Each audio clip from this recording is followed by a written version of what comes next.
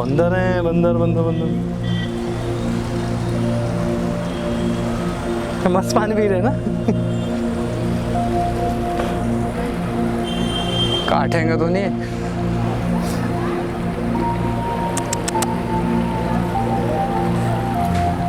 कुछ भी नहीं बोल रहे। इंसान थोड़ी ना। जानवर ही अच्छे हैं यार।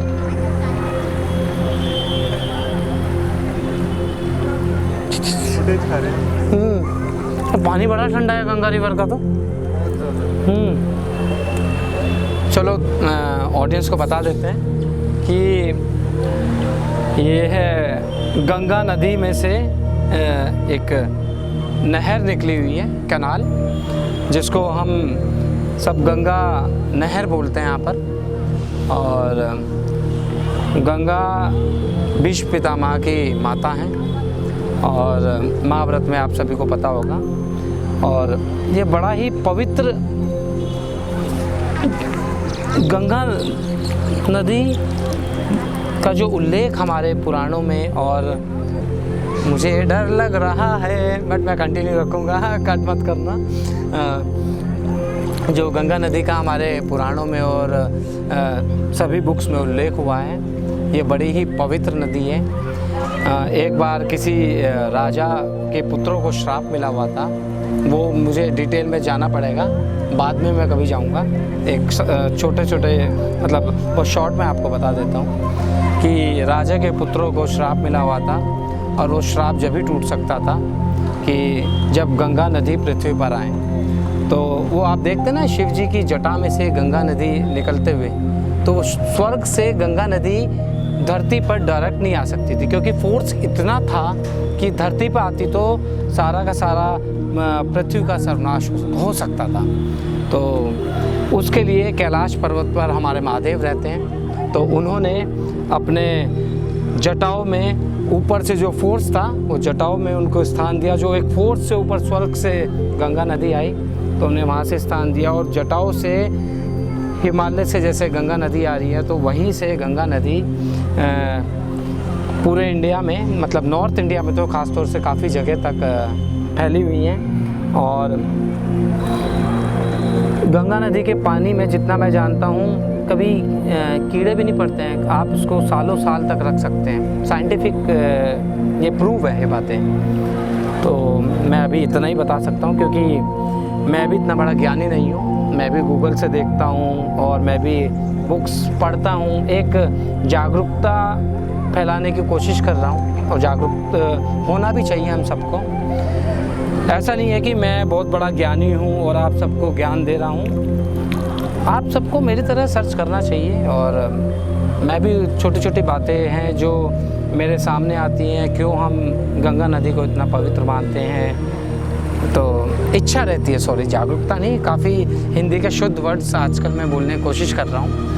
और आप भी कुछ ना कुछ सर्च करिए, और जो कुछ चीज़ें आप बताना चाहते हैं आप अपने कमेंट्स में क्वेश्चन करके पूछ सकते हैं। और कुछ चीज़ें अगर मैं गलत बोलता हूँ तो आप मुझे करेक्ट भी कर सकते हैं। जैसा कि मैंने अपने स्टार्टिंग एपिसोड में बताया कि मैं कोई ज्ञानी नहीं हूँ। जितना मैं पढ़ता हूँ, जितना मुझे कहीं ना कहीं से पता चलता है, वो बातें शेयर करने की कोशिश करता हूँ आपके साथ। और कहीं मैं गलत हूँ तो आप मुझे कमेंट सेक्शन में बता सकते हैं कि लावण्य आपने यहाँ गलत बोला है, और मैं चीज़ें को सही करने की कोशिश करूँगा।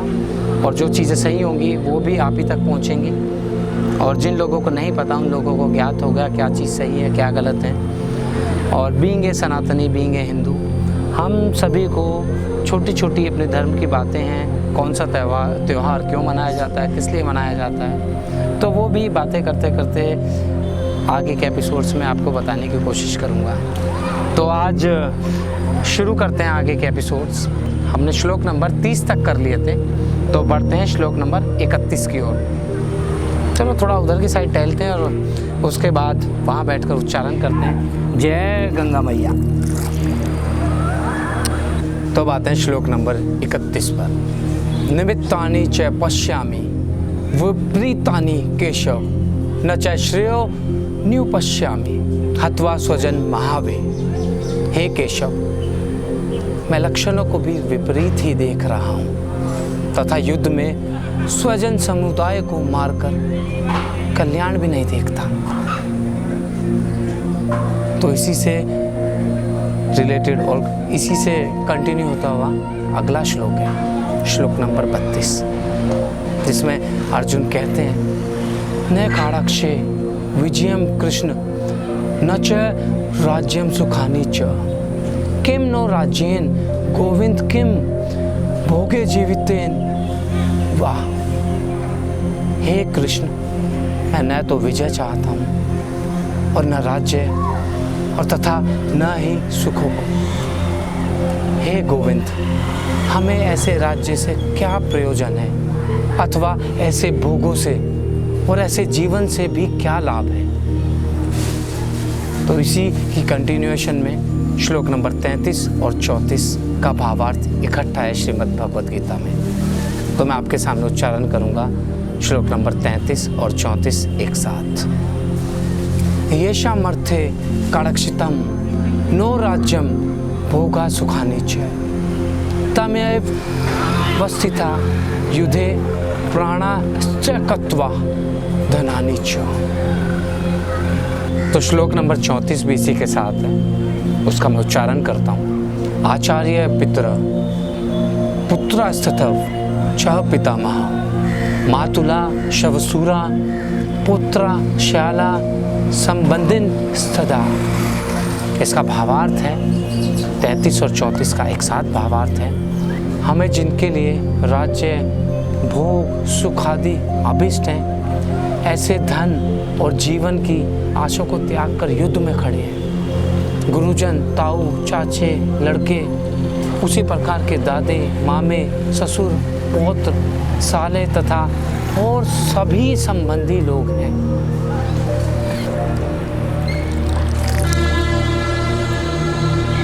तो इसी के कंटिन्यूएशन में श्लोक नंबर 35 में अर्जुन बोलते हैं एतान हन्तुमिच्छामि घन्तो अपि मधुसूदन अपि त्रैलोक्य राजस्य हेतु किम नु महि कृते। हे मधुसूदन, मुझे मारने पर भी अथवा तीनों लोकों के राज्य के लिए भी मैं इन सबको मारना नहीं चाहता। तो फिर पृथ्वी के लिए तो कहना ही क्या।